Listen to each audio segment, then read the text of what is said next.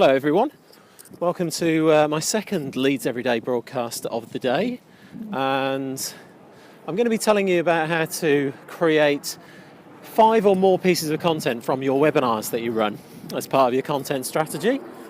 And before I get into that, I'm just going to show you where I am. And there's St. Paul's. We are heavy, and the stuff you're reading is fully understandable without the need for visual cues. So once you've got your recording, once you've got your video, how about extracting the audio track from that, creating a podcast, upload it to SoundCloud or iTunes, embed a player on your blog posts for people to listen to at their leisure. People can get to digest that content while they're commuting, while they're driving. Great way to get your content across audio. And then another way to repurpose the very same content, have it transcribed. So services like rev.com will allow you to transcribe your content. They charge $1 per minute. It's absolute pittance because at the end of it you end up with a very valuable piece of content that you can use on your blog posts, articles that you might write on LinkedIn, on the extended posts, ebooks, white papers. All of this content can contribute to larger pieces as well.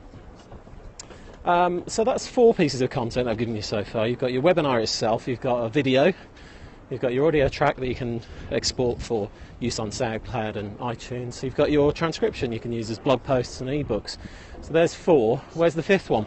Well, remember I said earlier you might be using a PowerPoint slideshow, a deck. Of course, SlideShare is there for you to upload your presentations to.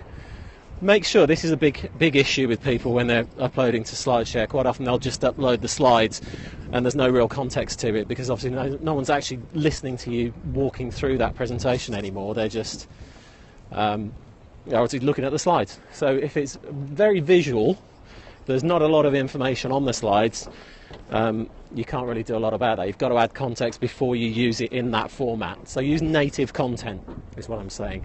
Add context so that people can understand, and that way they're more likely to read all the way to the end, act upon any calls to action that you might put on your SlideShare account as well.